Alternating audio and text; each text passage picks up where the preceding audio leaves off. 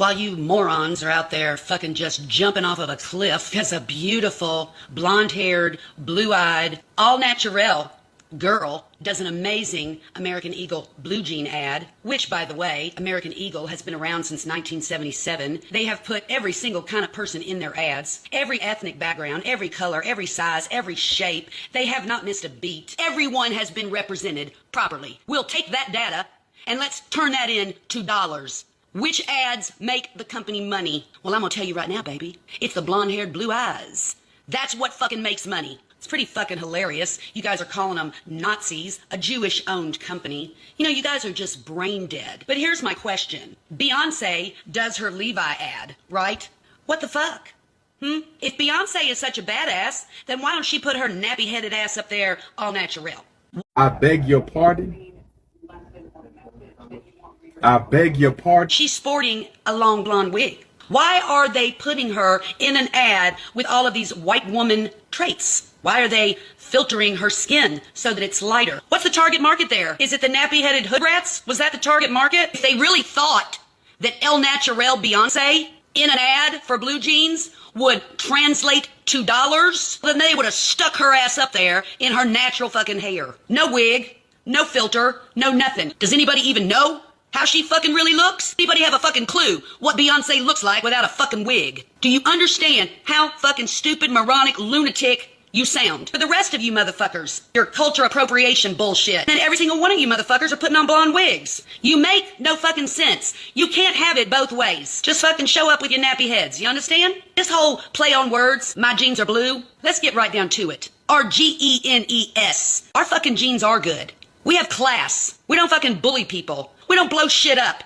We don't set shit on fire. We don't beat up innocent people. We don't fucking do the fucking nasty, gnarly bullshit that you do. Why don't we talk about fucking jeans? My jeans are fucking badass. I'm so fucking proud of my jeans. I've never seen more lunatics in my life.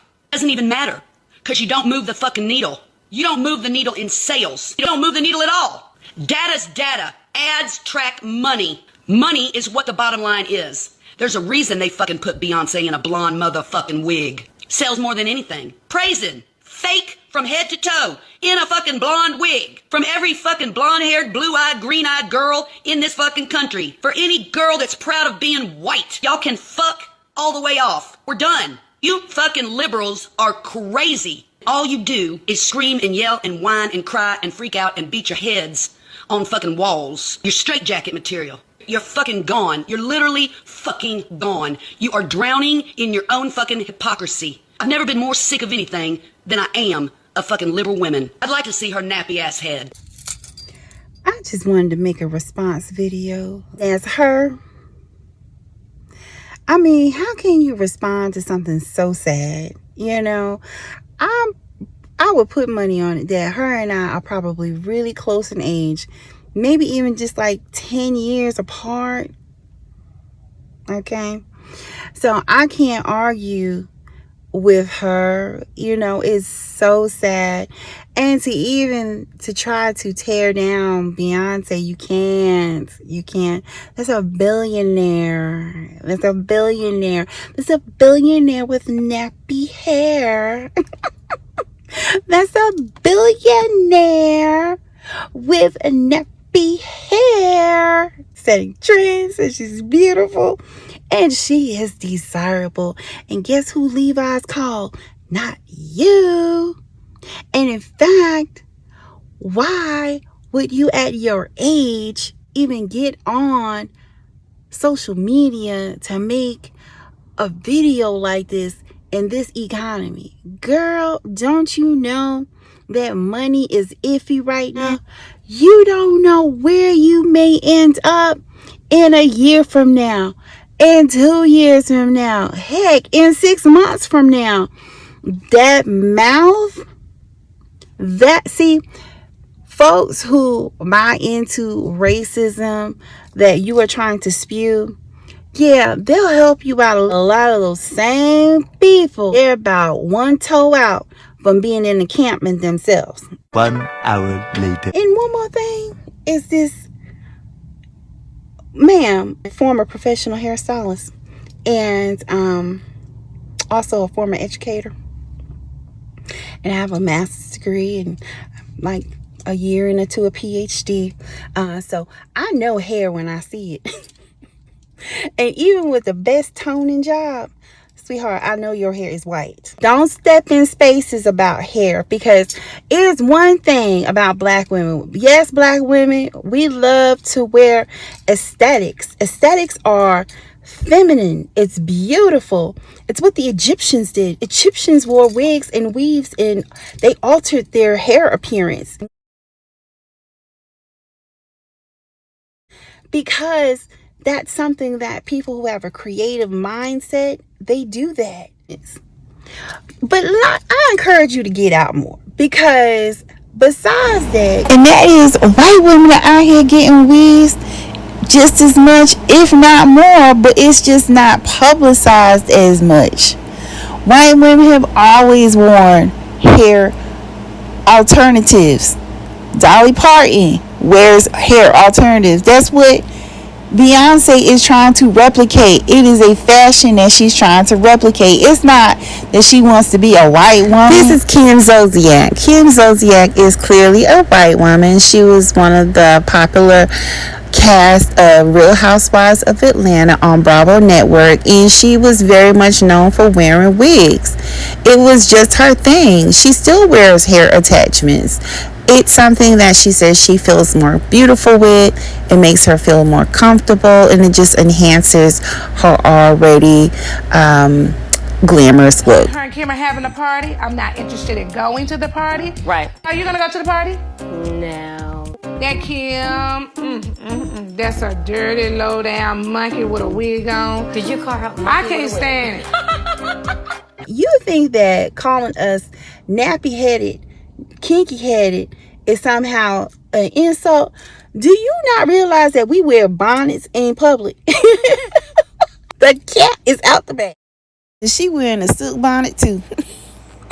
You know you that bitch when you cause all this conversation. Always stay gracious. Best revenge is your paper. And how dare anyone talk about black women wearing a bonnet in public? Of course, there's exceptions to the rule where there are particular times where you cannot wear a bonnet in particular buildings for particular reasons.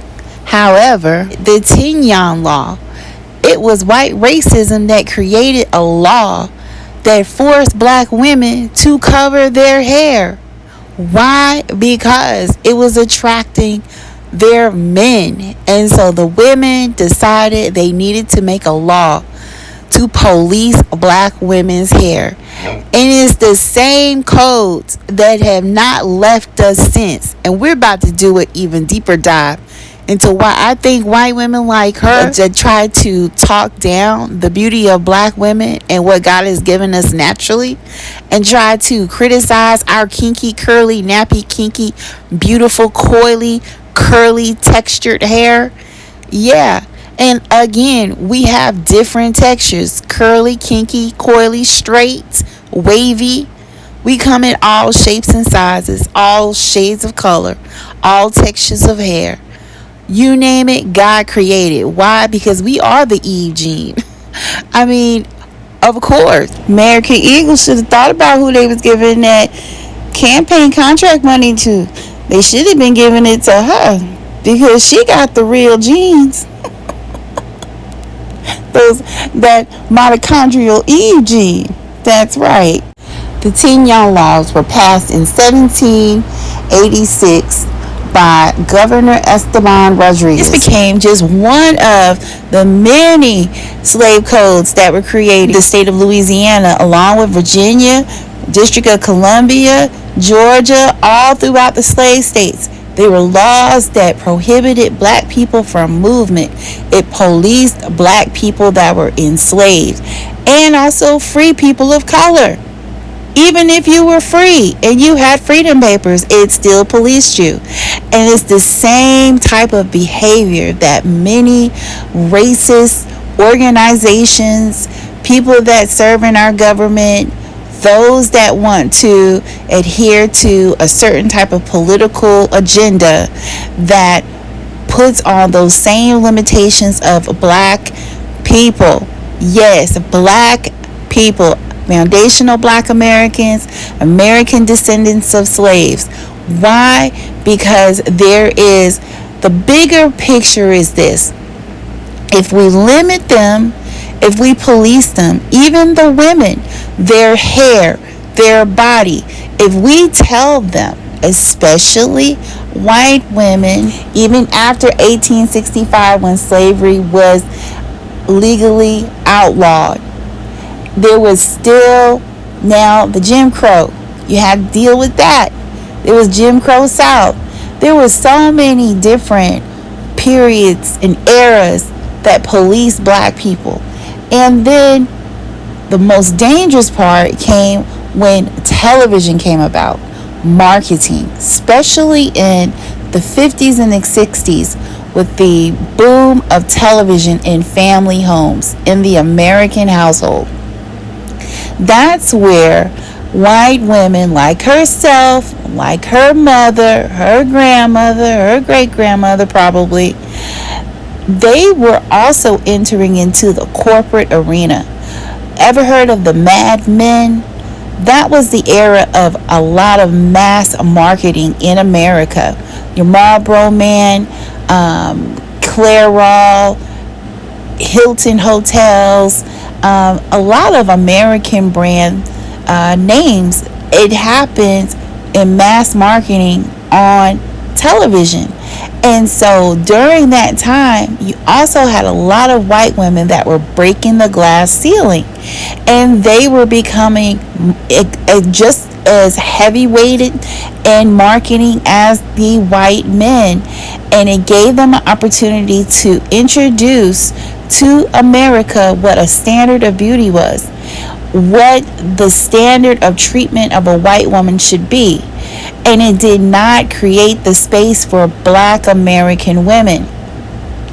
So you had to leave the thought of the beauty of a black woman up to imagination, unless you were willing to go into the black marketing and black publications like Ebony and Jet and other publications that highlighted black beautiful women. Yeah, and this is some of that. This is an example of Mad Men. It's a show that came on cable network, and this is that same ideology that a lot of white women still have even to this day, and even some with the best intentions. What are you doing here?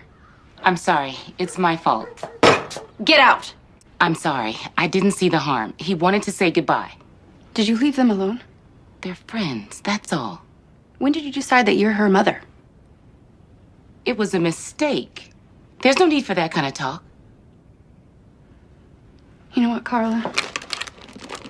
I've been thinking. The distances.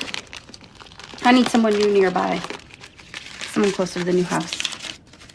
You should square us for the week. To look after those children? Really? And where are your kids? Are they all doctors and lawyers? You best stop talking now. I'm going to say goodbye to the children. Do you think that's a good idea right now? They have been institutionalized throughout their upbringing, throughout their own culture, through marketing, mass media marketing, and that has pushed the black woman out of being the quote-unquote a woman of desire here in the United States. There's only marketing that makes her be placed in a bad light if it's coming from the predominant side, the majority side. Who is the majority side? Who's running a lot of white beauty campaigns, marketing out there?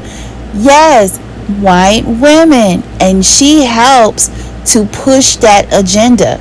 Even when a person like Beyonce or whomever is trying to just make their money, mind their business, be on their own time, live their life, it infuriates someone like her because it goes against the status quo. That is why. And a lot of women like herself and her mom before that, a lot of them instill that into their white sons. Notice that. I'm about to get a little deeper. Put on your seatbelts. But I'm about to get a little bit deeper. Now that it is so accepted, widely accepted for young white women to now enter into relationships with black men who have multi-million-dollar contracts in the sports arena. Just 25 years ago, that wasn't accepted.